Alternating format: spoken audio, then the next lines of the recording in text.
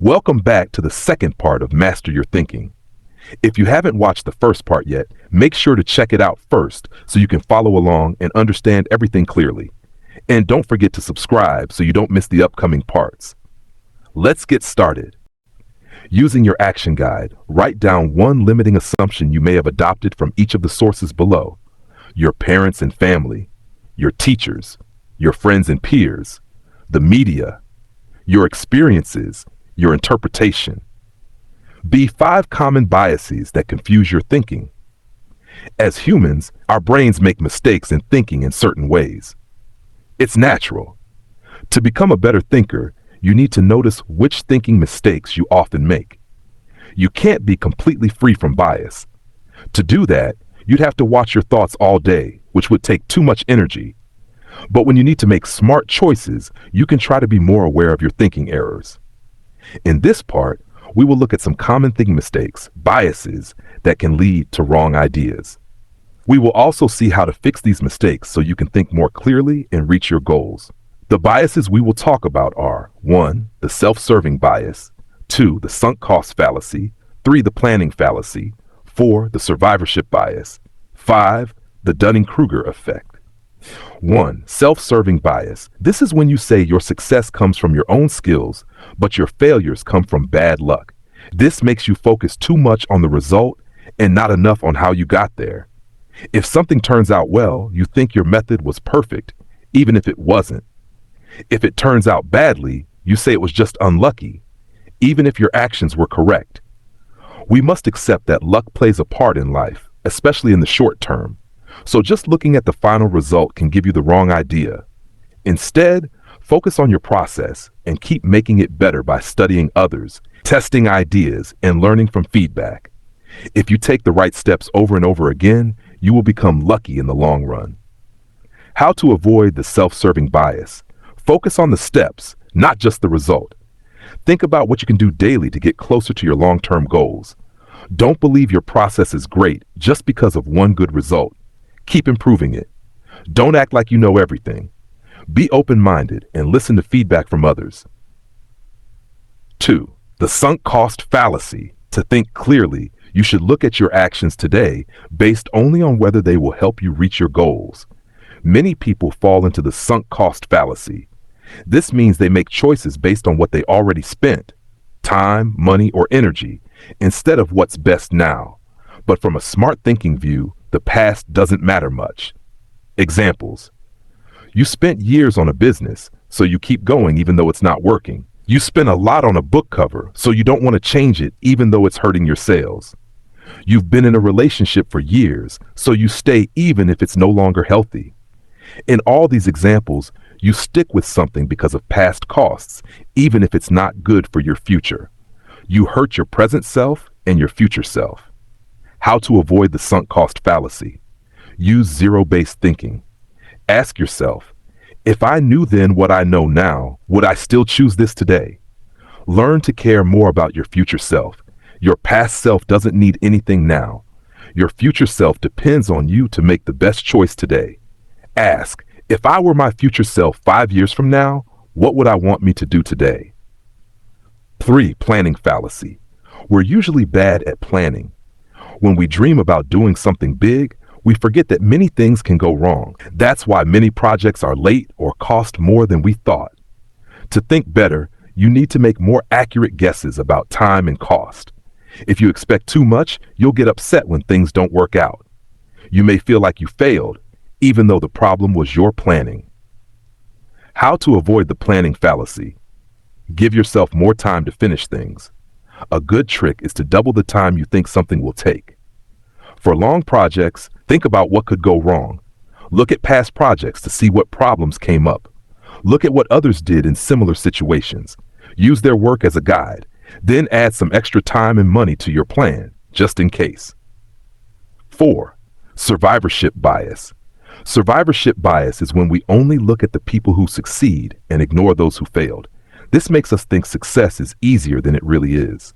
For example, for every business that does well, hundreds fail. That means learning from only successful people can be misleading. Many may have just been lucky. If you take a large group of hardworking people, some will succeed just by chance. This doesn't mean everything is luck. It means you should understand chances and be realistic. Over the long run, luck matters less. If you think clearly, build a smart plan, and take action, you will likely become lucky too. How to avoid survivorship bias. Study people who reached your goal. Learn how they thought and what they did. But also study people who failed. Find out why they didn't succeed. Ask yourself, what could make me fail? What things might stop me from reaching this goal? These problems might be outside, like not enough money, or inside, like doubts or lack of skills. To succeed, learn from both winners and losers. This will help you build a better plan. Dunning-Kruger effect. Have you seen people who don't know much but act very confident? Like the taxi driver who tells you which stocks to buy, or the hairdresser who acts like a political expert? That's the Dunning-Kruger effect. It's named after two scientists who studied this problem. The issue is, when you don't know much, you don't realize how little you know, so you think you know a lot. This can cause big problems. You might stop learning and make bad choices. You may feel too sure of your skills even when you're not ready. How to avoid the Dunning-Kruger effect. Always question your way of doing things. Keep learning from feedback. Stay humble, no matter how good you think you are. The more willing you are to learn and to question your thinking, the more you'll improve. The moment you believe you know everything, that's when problems begin, even if you don't notice. Self-serving bias. This is when I take credit for the good things in my life, but blame others or bad luck for the bad things. Example, when I did well on a project, I said it was because I worked hard. But when I did badly on another one, I blamed the teacher and said the instructions weren't clear. Sunk cost fallacy. This means I keep doing something just because I already spent time, money, or effort on it, even if it's not helping me. Example, I kept reading a boring book just because I already read 100 pages.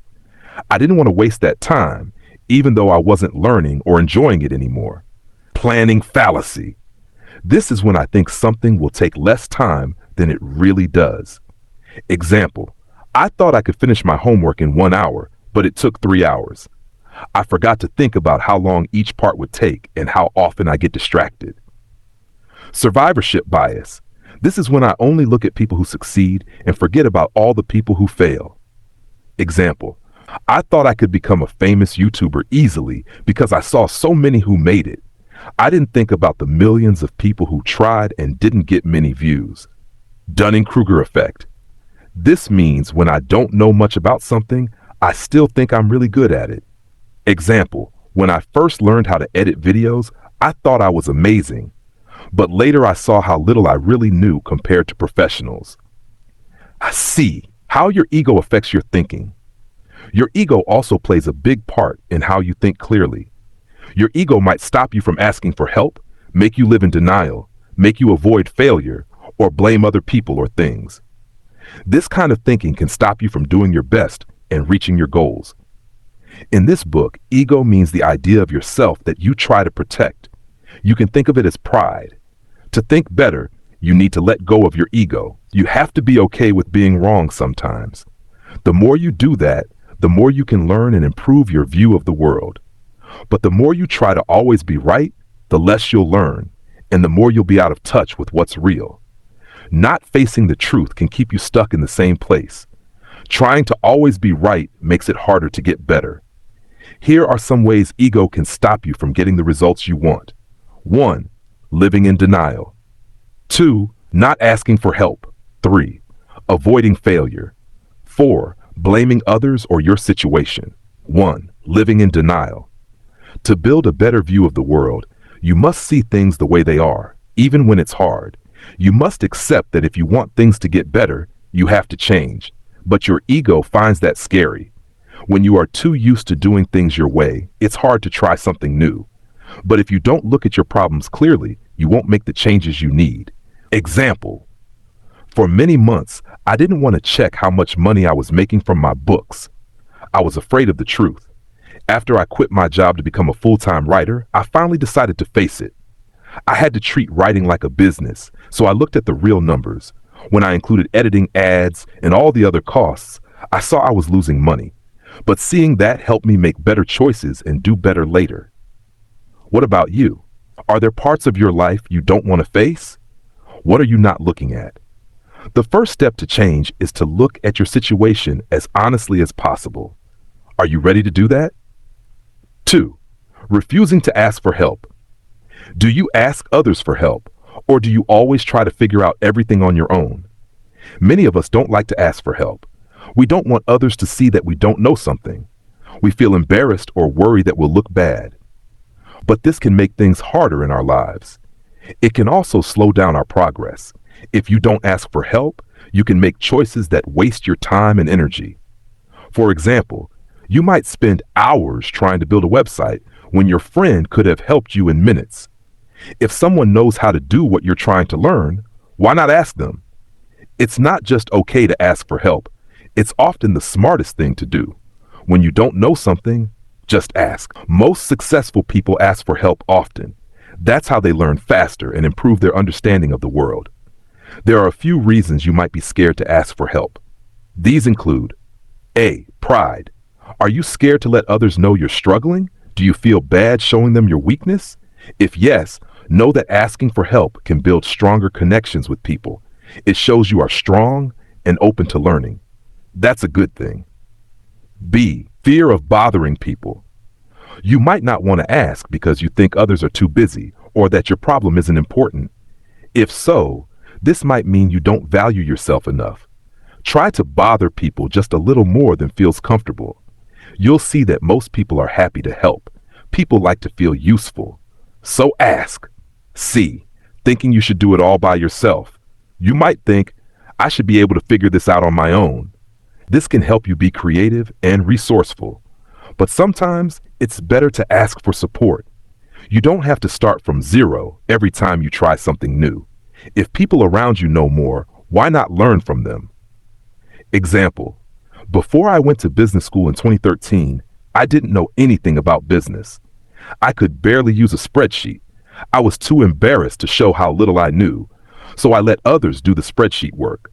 I'd ask for their files instead of learning myself. This didn't help me get better. I've seen this happen many times in my life. Here's how the pattern goes. I think I should know how to do something, even if I've never done it. I feel bad for not knowing it. I try to hide it and feel worse about myself. I don't ask for help and don't improve. The skill gap between me and others gets bigger.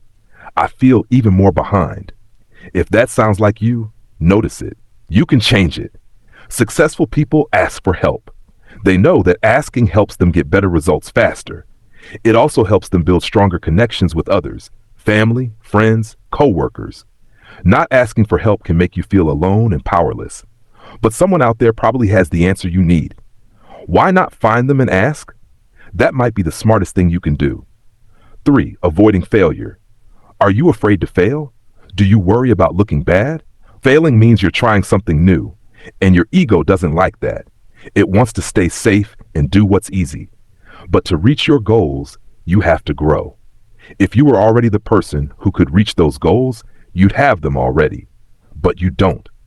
The world is always changing. If you don't fix your house, it breaks down. If you don't grow your business, it gets beaten by others. If you don't try to get better, you often get worse.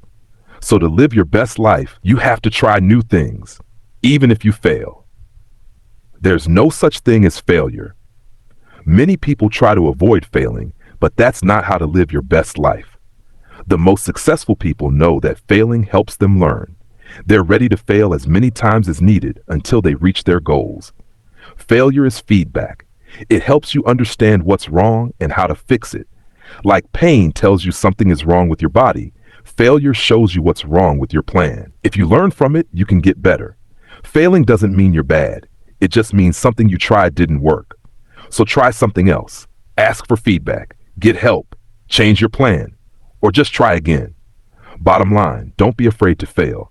Use your failures to learn and keep adjusting your path until you get where you want to go. 4. Blaming other people and circumstances. Sometimes we act like victims, but when we do that, we give away our power to change things. Blaming others means we're not taking control of our own life. Think of a line. On one side is taking responsibility, and on the other side is blaming others. The more you take responsibility, the less you blame others. The more you blame, the less power you have to make your life better. So why do we blame others? Because it helps us feel like we're right. Our ego hates being wrong. It means we don't have to do anything hard to change. Sure, other people or situations can be problems, but the more you take responsibility, the more power you have to make changes. Example, if you say you can't be successful because of your bad childhood, you're not helping your future. But if you ask yourself, what can I do now? You'll start finding ways to move forward. Thinking clearly means understanding that you can change your life. Focus on what you can do, not on who or what to blame. That's how real results happen. D. How your emotions affect your thinking. Wrong thinking can also come from feeling bad emotionally. Our feelings can change how we think and act. For example, when you feel good about yourself, you become more creative and have more energy to take action and reach your goals. On the other hand, when you feel like a failure, you lose motivation and start thinking more negatively. In this bad mood, everything looks dark and you can't think clearly or make good choices. In short, when you're controlled by negative emotions, you lose a clear view of things. So if you want to think correctly, you must learn to handle your emotions better. 1. Important things to know about negative emotions. Here are some things you should understand about negative emotions. A. Negative emotions feel like a trap. When you're feeling down, it can feel like you can't escape those emotions. You may keep thinking about the same sad or bad thoughts again and again. B. Negative emotions change how you see things. Negative emotions act like a filter that changes how you see your life. During a bad time, everything you experience goes through this filter. Even though the outside world doesn't change, it feels very different because of how you feel. For example, if you're sad, you might not enjoy your food, a movie, or your favorite activity. You only notice the bad side of things and feel stuck and weak.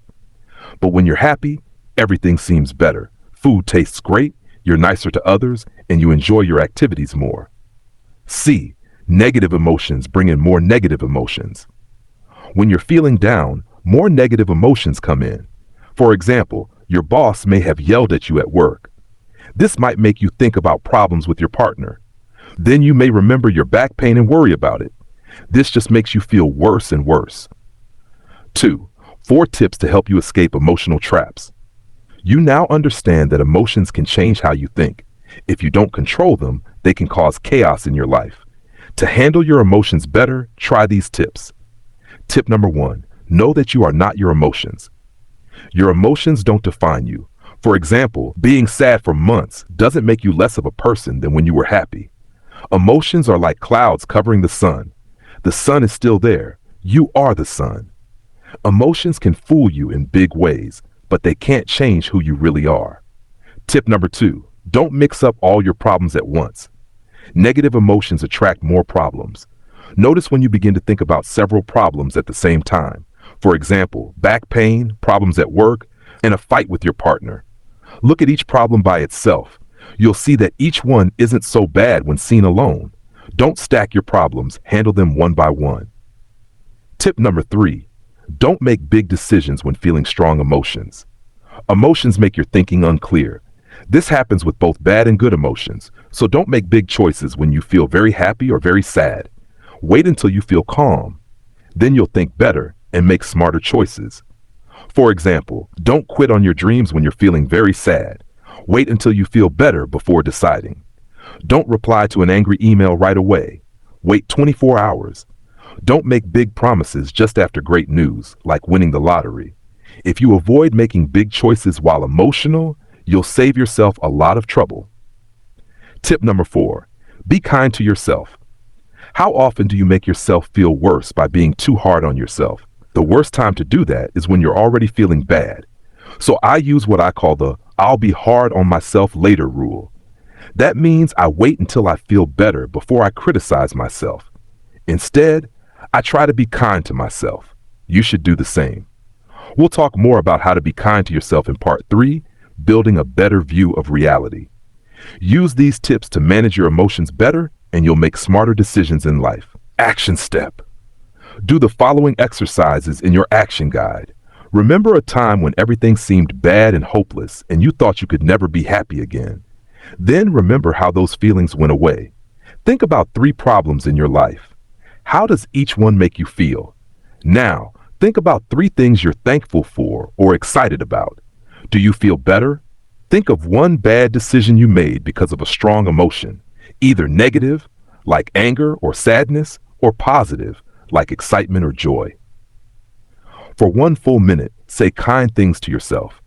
Remind yourself that you're doing your best, that your goals are good, and that you've done many things you can be proud of. How does that feel? Now let's look at more ways your thoughts can be wrong by studying common negative thought patterns. Subscribe to the channel for the next part and more helpful audiobooks and videos.